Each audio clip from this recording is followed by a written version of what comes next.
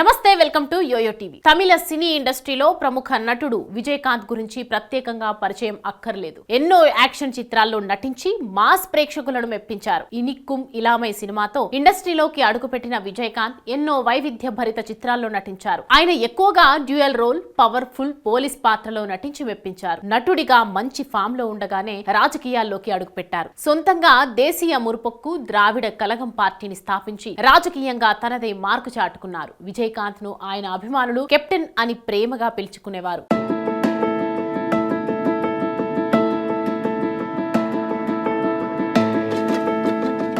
Vijayakanth 1952 August 25వ తేదీన తమిళనాడులోని మధురైలో జన్మించారు. ఆయన అసలు పేరు నారాయణన్ విజయరాజ్ అలగర్ స్వామి కాగా చిత్ర పరిశ్రమలోకి వెళ్లిన తర్వాత విజయకాంత్ గా మారారు. విజయకాంత్ కు భార్య ప్రేమలత, ఇద్దరు కుమారులున్నారు. వారిలో ఒకరైన షణ్ముఖ పాండియన్ సగప్తం, మధుర వీరన్ చిత్రాల్లో నటించారు. విజయకాంత్ తన 27 ఏళ్ల వయస్సులో సినీ ఇండస్ట్రీలోకి అరంగేట్రం చేశారు. 1979లో ఇనుక్కుం ఇలమై సినిమాలో విలన్ పాత్రతోనే సినీ ప్రేక్షకులకు పరిచయమయ్యారు. అప్పటి నుంచి 2015 వరకు 150కు పైగా సినిమాల్లో నటించారు. 3 షిఫ్టుల్లో పనిచేసేవారు. కెరియర్ స్టార్టింగ్ లో పరాజయాలు అందుకున్న విజయకాంత్ వరుస సినిమాలతో దూసుకెళ్లారు. 1984లో విజయకాంత్ నటించిన సినిమాలు 18 రిలీజ్ అవ్వడం విశేషం. 20కు పైగా చిత్రాల్లో పోలీస్ అధికారిగా కనిపించారు. 2015లో చివరగా ఆయన సగప్తం సినిమాలు నటించారు. తన సినిమాల్లో ఏదో ఒక సందేశం ఉండేలా చూసుకునేవారు విజయకాంత్. దేశభక్తి సినిమాలైనా, గ్రామీణ నేపథ్య చిత్రాలైనా ద్విపాత్రాభినయం చేయాలన్నా విజయకాంత్ అందరికంటే ముందుండేవారు. కమర్షియల్ చిత్రాల్లోనూ సందడి చేసేవారు.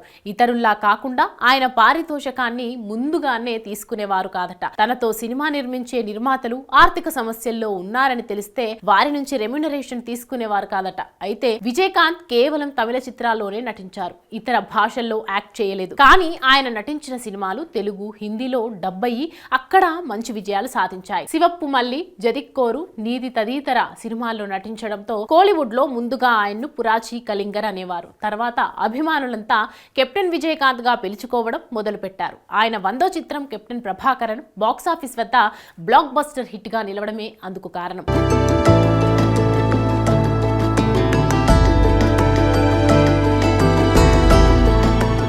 ఒకానొక సమయంలో రజనీకాంత్, కమల్ హాసన్లకు విజయకాంత్ గట్టి పోటీనిచ్చారు. విజయకాంత్ దర్శకత్వం వహించిన ఒకే ఒక చిత్రం విరుధగిరి.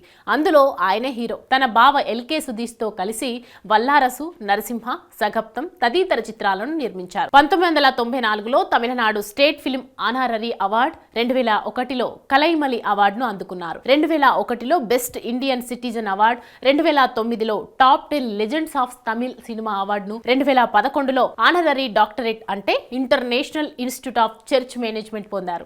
పలు ఫిల్మ్ ఫేర్ పురస్కారాలు కూడా అందుకున్నారు. ప్రజలకు సేవ చేయాలనే ఉద్దేశంతో ఆయన రాజకీయాల్లోకి అడుగుపెట్టారు. 2005లో డిఎండికే పార్టీని స్థాపించారు. 2006, 2011 తమిళనాడు అసెంబ్లీ ఎన్నికల్లో పోటీ చేసి గెలిచారు. 2016 ఎన్నికల్లో పరాజయం పొందారు. రాజకీయాల్లోనూ సత్తా చాటిన ఆయన తమిళనాడు రాజకీయాల్లోనూ కీలకంగా వ్యవహరించారు.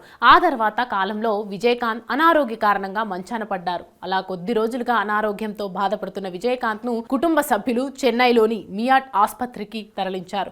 2 రోజులుగా చికిత్స పొందుతున్న ఆయన 2023 డిసెంబర్ 28న తుది శ్వాస విడిచారు. విజయకాంత్ నిమోనియాతో ఆసుపత్రిలో చేరారు. విజయకాంత్ కు కరోనా పాజిటివ్ గా నిర్ధారణ అవడంతో పరిస్థితి విషమించి ఈ లోకాన్ని వదిలి వెళ్లిపోయారు. విజయకాంత్ లేని లోటు ఎవ్వరూ తీర్చలేనిది. ఆయన భౌతికంగా మన మధ్య లేకపోయినా ఆయన నటించిన సినిమాలు మాత్రం ప్రేక్షకుల గుండెల్లో చిరస్థాయిగా నిలిచిపోతాయి.